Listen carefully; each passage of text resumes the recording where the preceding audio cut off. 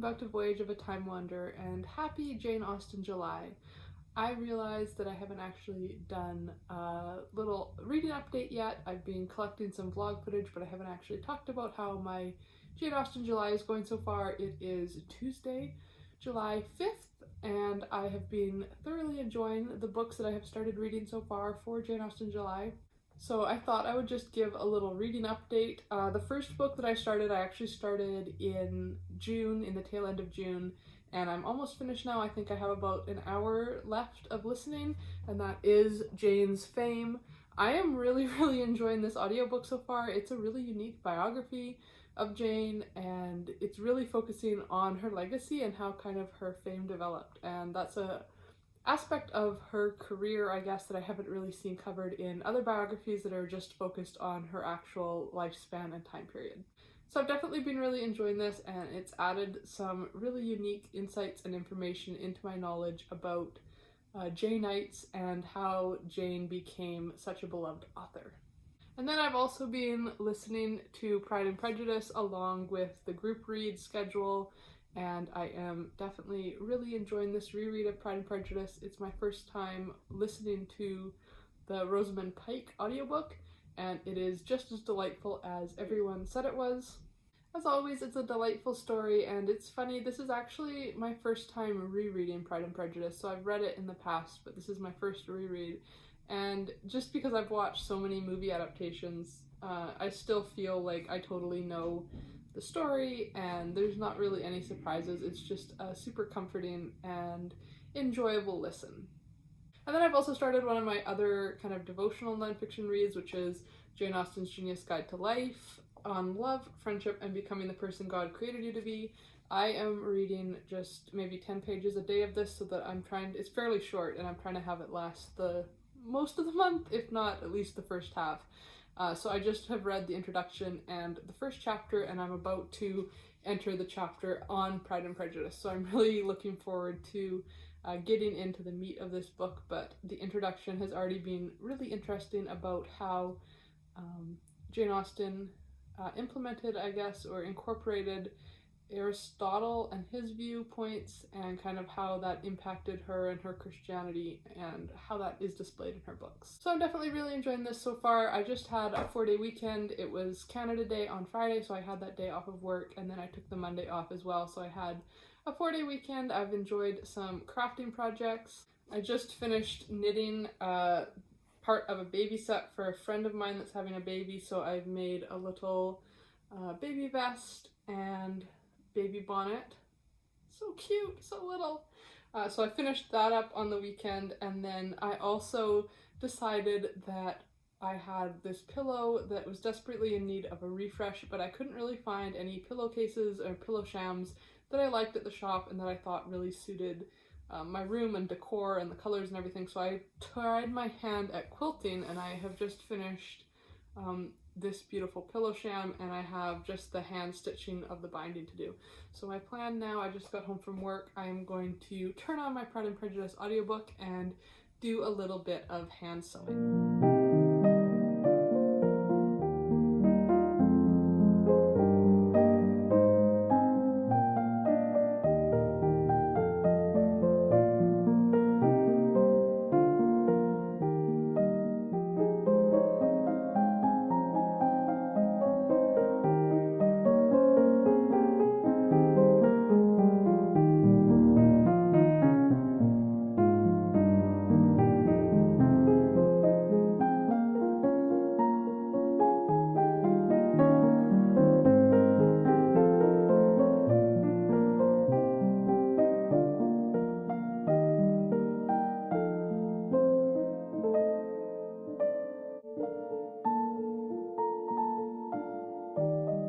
Just had my first finish of Jane Austen July. I've just finished listening to the audiobook of Jane's Fame by Claire Harman, and I definitely really enjoyed this book. I ended up giving it 5 stars.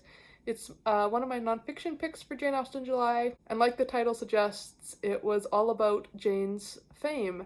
So even the chapters that were set during the lifetime of Jane Austen were focused on her publishing career and kind of her reputation as a writer while she was alive. And then The rest of the chapters covered from her death to the present day and kind of how her reputation and fame has evolved. So we had quite a bit of information about the Victorian era and how her family was trying to portray her. I found that section super interesting. And then we followed through into the early 20th century, and there was a fascinating section that was describing how Jane Austen's books were really popular in the trenches in World War One. We had some information about different forms of literary criticism and how they applied to Jane Austen's works. It discussed the rise of Jane Austen societies and museums dedicated to Jane Austen's life, and then it went all the way up to the present day and kind of the era of Jane Austen movie adaptations. So I think any Austen fan would really enjoy this book, but particularly if you've already read a few biographies of Jane Austen and you're looking for kind of a different spin on some nonfiction about her life and the time period between her lifespan and the present day, I think you'd find this really interesting. So that is my first finish for Jane Austen July. I was going to pick up The Real Jane Austen, A History in Small Things next, but it looks like it is not available right now at my library. I have about a 2-week wait still on my hold. So instead I'm going to focus on finishing the Pride and Prejudice audiobook and then moving on to What Kitty Did Next and the Charlie Lovett book, First Impressions.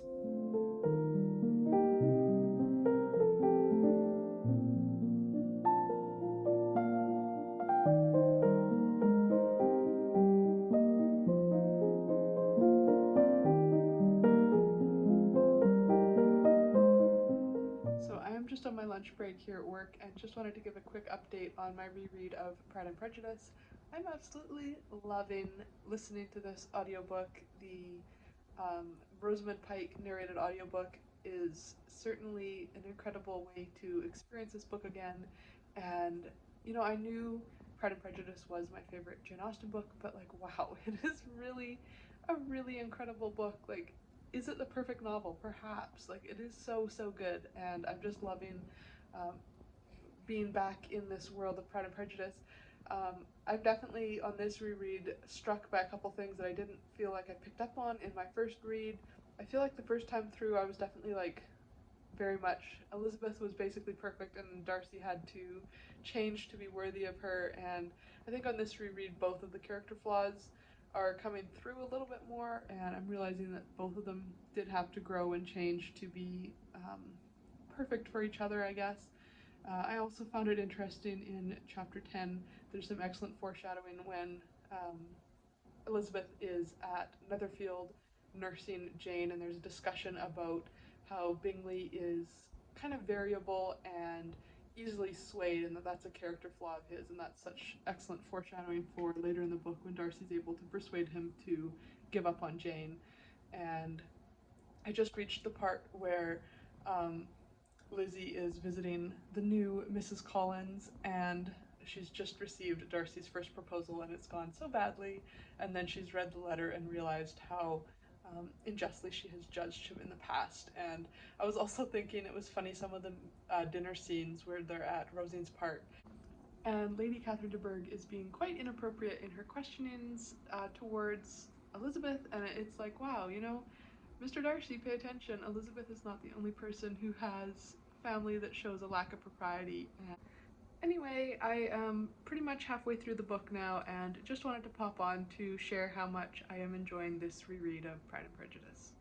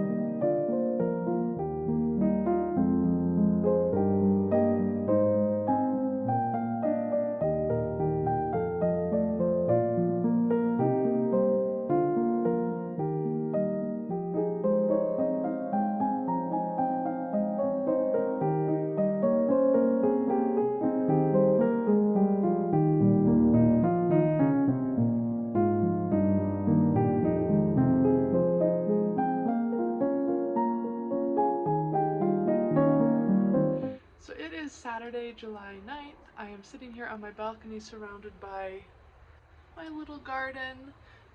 This tomato plant is getting out of control. I'm gonna have to get a second or a larger cage to try not to control it, but I have just finished my reread of Pride and Prejudice moments ago, and I am just so enchanted. It is an incredible book. If it's been a while since you've read it, definitely give it a reread, and if you're an audiobook fan, I will add my voice to the chorus praising the Rosamund Pike narration on Audible. It was absolutely enchanting, and I'm so glad I reread it this July.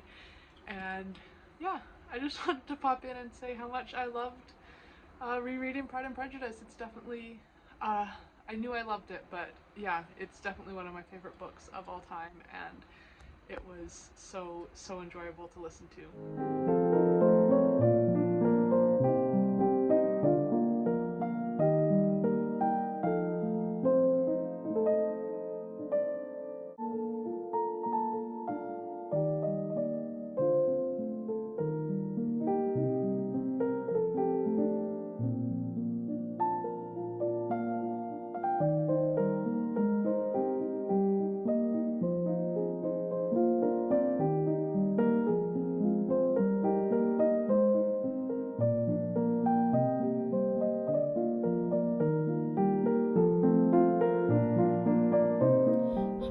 It is Saturday, July 16th, so we are officially halfway through Jane Austen July, and it's been a few days since I last did like a talking update in this vlog, so I wanted to kind of discuss where I'm at with my reading. I didn't have all that great a reading week. I only finished one book, and that was Village School by Miss Reed for the Follow Us to Fairacre read-along that I am co-hosting with Kate Howe, Rainey from Rainy Day Reads, and Angie from Literary Labours, and so that's the only book that I actually finished this week, which wasn't obviously for Jane Austen July. I did get 40% of the way through First Impressions by Charlie Lovett, and I have sadly decided to DNF this book, so this is officially off of my reading list for July. Obviously I got 40% of the way through, so I did give this a good effort, but I was really not enjoying reading it, and I was finding myself avoiding picking it up and not feeling like reading because I was dreading having to read this book. So I was like, you know what, I need to cut my losses. There's so many other great books that I was hoping to get to this July, and I need to just accept that this is not the book for me right now and DNF this book. So I have stopped reading this. It's a bit of a bummer because I did enjoy the other book of his that I read earlier this year, so I really thought that this was a shoo-in to be a good read. It almost reminds me of my disappointment with like the second book in the Pillars of the Earth trilogy, where you kind of really enjoy the first book you read by an author, and then when you read subsequent books by them, you realize that they can only really write like a couple characters and that it's kind of repeated in subsequent books. So I found I was not enjoying the characterization in this at all, and the plot was a little bit contrived and corny, so I have given up on this one. And to try to get my reading mojo back, I have got the audiobook finally of The Real Jane Austen, A Life in Small Things by Paula Byrne. As you can see, I'm just like 2% into this book. I just started listening to it last night. And I have a couple friends who are reading this book, this Jane Austen July, and have been saying really good things about it, so I'm hopeful that I'm going to enjoy it.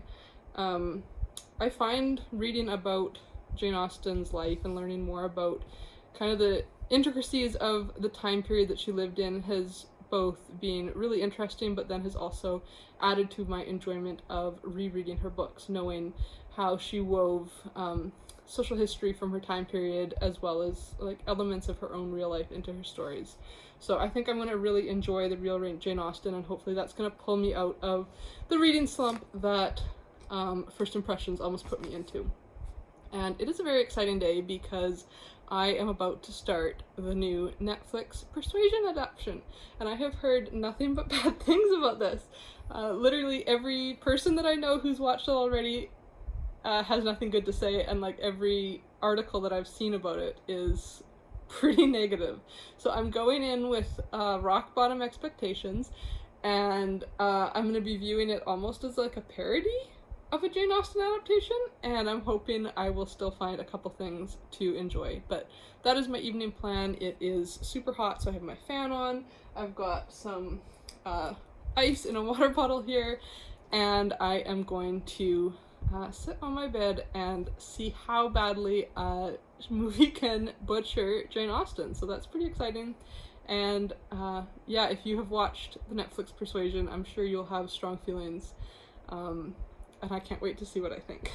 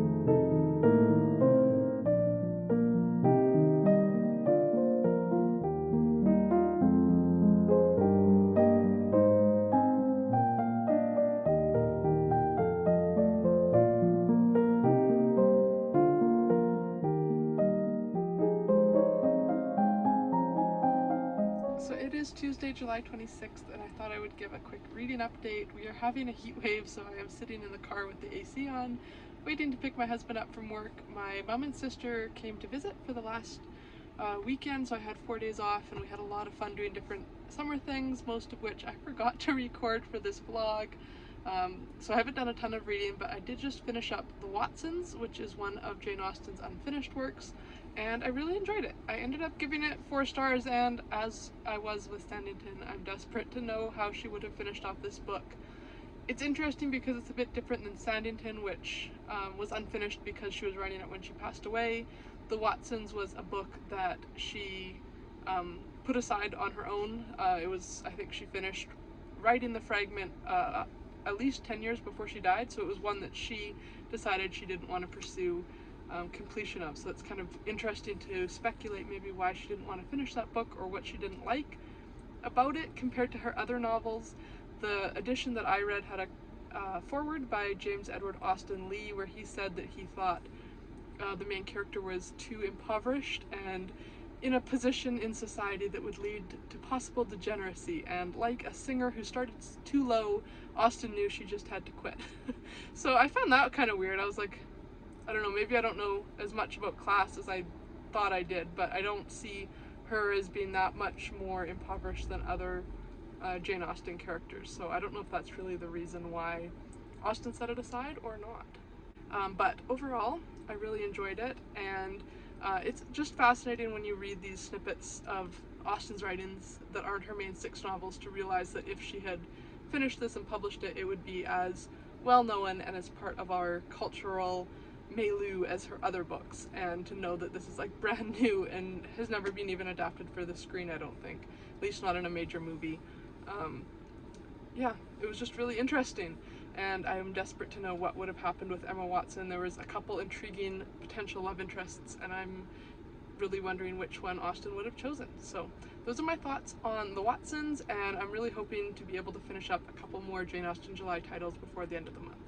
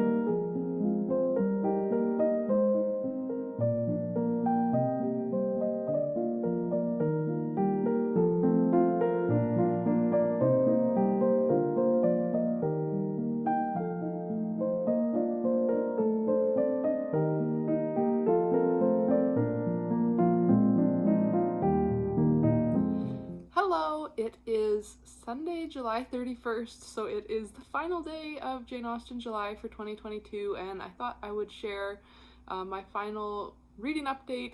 Yesterday I actually finished 2 of the books that were on my Jane Austen July TBR. I finished both of these. The Jane Austen's Genius Guide to Life, On Love, Friendship, and Becoming the Person God Created You to Be by Haley Stewart. This is a book that has a chapter for each of Jane Austen's main 6 novels and kind of goes through some of the virtues and religious elements that are present in each of those books. I really enjoyed this. I gave it 4 stars. I think in the future I would not read it cover to cover, but instead pick it up and read the relevant chapter after doing a reread of one of the novels.